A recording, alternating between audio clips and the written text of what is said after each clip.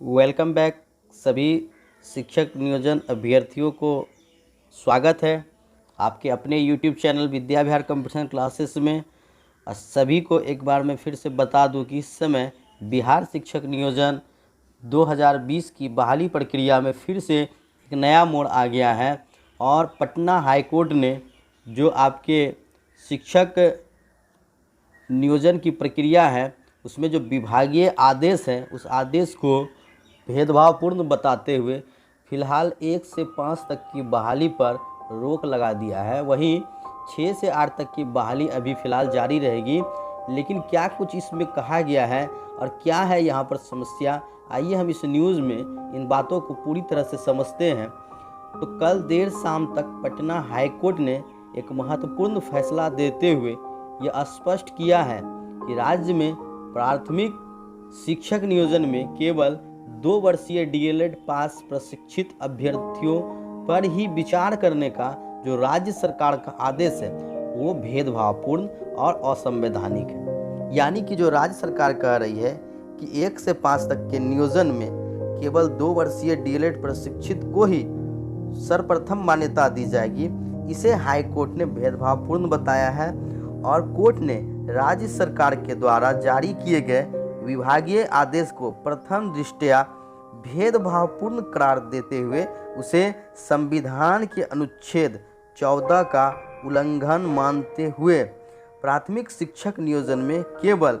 2 वर्षीय डीएलएड अभ्यर्थियों के नियोजन करने संबंधी राज्य सरकार के विभागीय आदेश पर रोक लगा दिया है।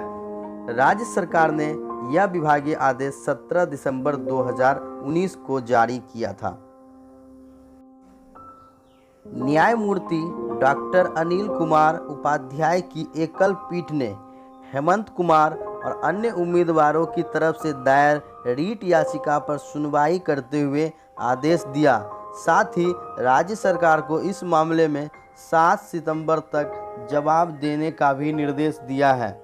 याचिकाकर्ताओं की तरफ से वरीय अधिवक्ता यदुवंश गिरी ने कोर्ट को बताया कि राज्य के प्राथमिक स्कूलों में क्लास 1 से 5वीं तक के शिक्षकों के नियोजन के लिए संबंधित नियमावली में स्नातक अभ्यर्थियों का अर्हताधारी बताया गया है, लेकिन उन अभ्यर्थियों को अनिवार्यतः 6 महीने का सेतु पाठ्यक्रम से प्रशिक्षित होना जरूरी है।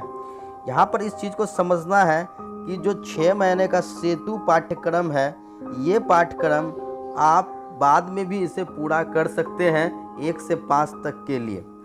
वहीं गैर स्नातकों के बारे में कहा गया है कि उन्हें एनसीटीई से मान्यता प्राप्त संस्थानों से 2 वर्षीय डीएलएड पास कर प्रशिक्षित होना जरूरी है। लेकिन नियोजन नियमावली यह कहीं नहीं कहती है कि नियोजन सिर्फ और सिर्फ 2 वर्षीय डीएलएड पास अभ्यर्थियों के लिए ही विचारणीय होगा। यानी कि ये जो इस समय जो विवाद का कारण है कि सिर्फ 2 वर्षीय डीएलएड पास अभ्यर्थी के लिए विचारणीय होगा, यह बिल्कुल ही भेदभावपूर्ण और असंवैधानिक है। विदित हो कि राज्य सरकार के शिक्षा विभाग से 17 दिसंबर 2019 को जारी किए गए एक सरकारी आदेश से यह निर्णय किया गया था कि सूबे के प्राथमिक स्कूलों यानी कि 1 से 5 के शिक्षक नियोजन में केवल 2 वर्षीय डीएलएड पास प्रशिक्षित शिक्षकों की ही नियुक्ति की जाएगी। डीएलएड पास अभ्यर्थियों के लिए अनुपलब्धता में ही स्नातक अभ्यर्थियों के नियोजन पर विचार किया जाएगा। हालांकि यह दिसंबर 2019 में सरकारी आदेश में कहा गया है, लेकिन नियमावली में ऐसी कोई भी चर्चा नहीं है और हाई कोर्ट का कहना है कि जो भी नियोजन प्रक्रिया होगी वह नियमावली के आधार पर कराए तो किसी को कोई आपत्ति नहीं है। और इन्हीं सब को देखते हुए आपके हाई कोर्ट ने इस मामले में राज्य सरकार को 7 सितंबर तक जवाब देने का निर्देश दिया है और अगर इस बीच वो जवाब देते हैं तो 1 से 5 तक की बहाली प्रक्रिया जारी हो सकती है।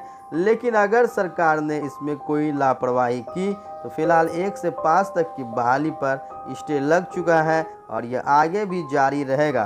फिलहाल 6 से 8 तक की बहाली पर कोई स्टे नहीं है। जिन लोगों ने अभी आवेदन पूरे नहीं किए हैं वो अपने आवेदन को जाकर पूरा करें, क्योंकि 6 से 8 तक की जो बहाली है वो 100 समय ही होगी।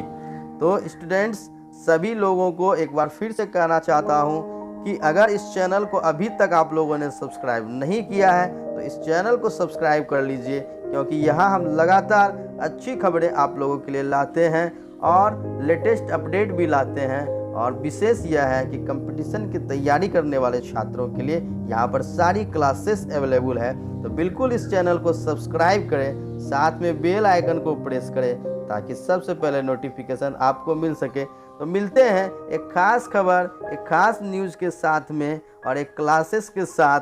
तब तक के लिए जय हिंद, जय भारत, गुड बाय।